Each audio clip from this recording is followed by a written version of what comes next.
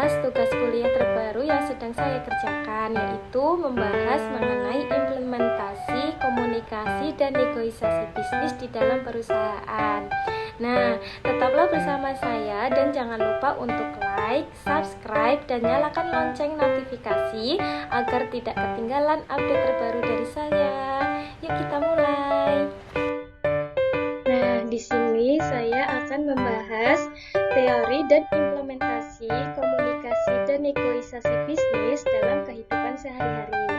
Sebelumnya, perkenalkan, nama saya Alvina Aywardari, NIM 112 110 529 dari kelas MA21 C16.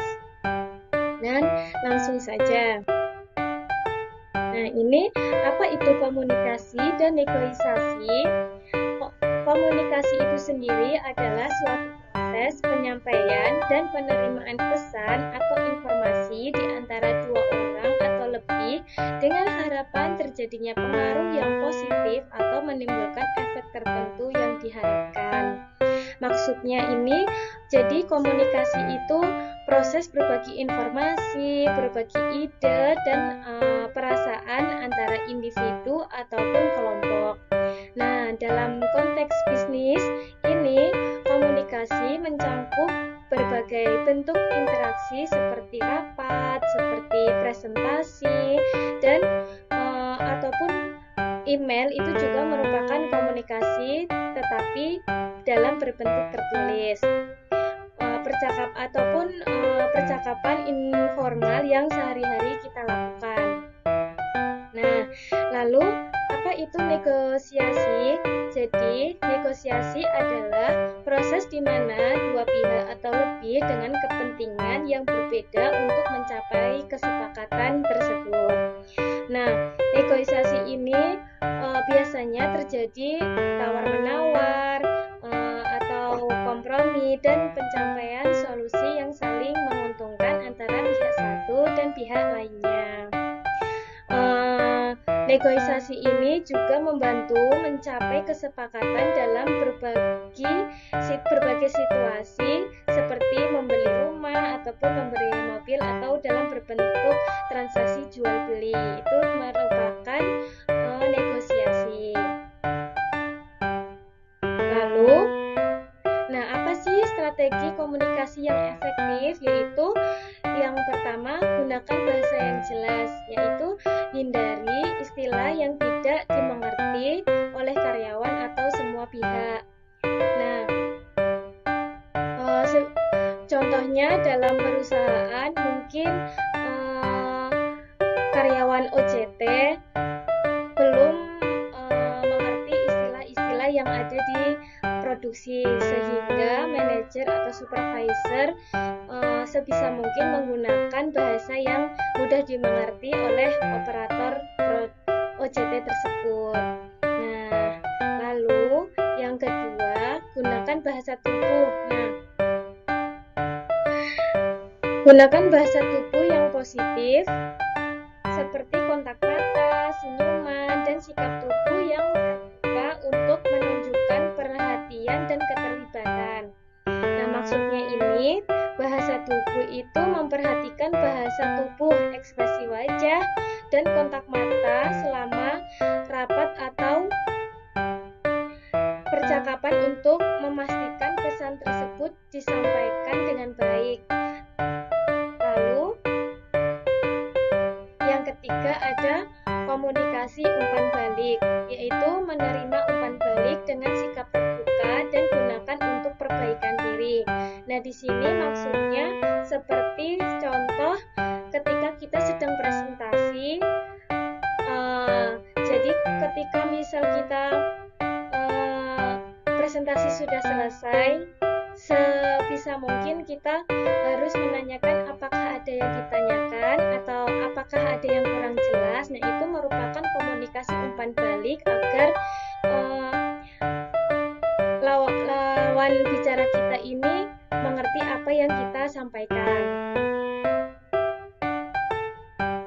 Nah, lalu komunikasi bisnis. Apa sih komunikasi bisnis itu? Komunikasi bisnis itu yaitu proses berbagi informasi antara orang-orang di dalam dan di luar perusahaan dengan tujuan mencapai tujuan perusahaan. Jadi, komunikasi bisnis ini yang digunakan dalam dunia bisnis mencakup berbagai macam bentuk komunikasi, baik komunikasi verbal dan non-verbal untuk mencapai tujuan tertentu. Nah, apa sih implementasi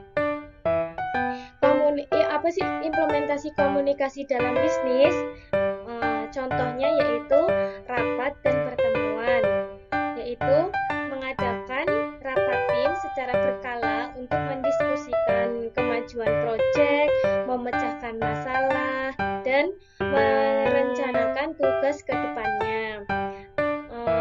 Biasanya rapat tim ini pertemuan yang sudah dijadwalkan dari hari sebelumnya, di mana anggota tim berkumpul untuk mendiskusikan proyek dan masalah yang perlu diselesaikan, atau mungkin ada masalah kemarin lalu dibahas di pertemuan atau rapat pada pertemuan tersebut. Lalu yang kedua ada presentasi dan laporan, yaitu menyampaikan informasi penting, hasil kerja, atau rencana masa depan melalui presentasi yang disusun dengan baik. Nah, presentasi ini biasanya menggunakan metode komunikasi lisan yang digunakan untuk menyampaikan informasi kepada karyawan dengan menggunakan slide PowerPoint, atau mungkin OJT itu juga menyampaikan supervisor itu menyampaikan informasi melalui slide atau melalui slide PowerPoint atau melalui presentasi tersebut. Nah, lalu ada negosiasi bisnis. Apa sih negosiasi bisnis itu? Yaitu negosiasi bisnis adalah proses di mana dua pihak atau lebih dengan kepentingan yang berbeda atau bertentangan berusaha mencapai kesepakatan yang saling menguntungkan. Negosiasi bisnis dapat terjadi dalam berbagai konteks, termasuk penjualan, pembelian, kemitraan, dan hubungan kerja. Sebelumnya tadi saya juga bilang, negosiasi bisnis itu terjadi ketika transaksi jual beli. Nah, itu termasuk negosiasi bisnis. Lalu, implementasi negosiasi dalam bisnis, yaitu yang pertama, negosiasi gaji. Nah, seorang calon kandidat yang bernegosiasi gaji dengan HRD, nah itu merupakan contoh negosiasi gaji. Nah, kayak semisal ketika kita sedang interview dengan HRD, sehingga itu pasti ada negosiasi gaji dari calon kandidat dengan HRD, seperti itu. Lalu negosiasi kontrak, yaitu sebuah perusahaan menegosiasikan kontrak pemasok atau vendor. Nah, ini juga termasuk negosiasi kontrak, yaitu sebuah perusahaan menegosiasikan kontrak dengan vendor untuk mendapatkan harga yang lebih baik atau mendapatkan harga yang lebih murah, kualitas produk yang lebih baik, kualitas produk yang lebih tinggi, dan syarat pembayaran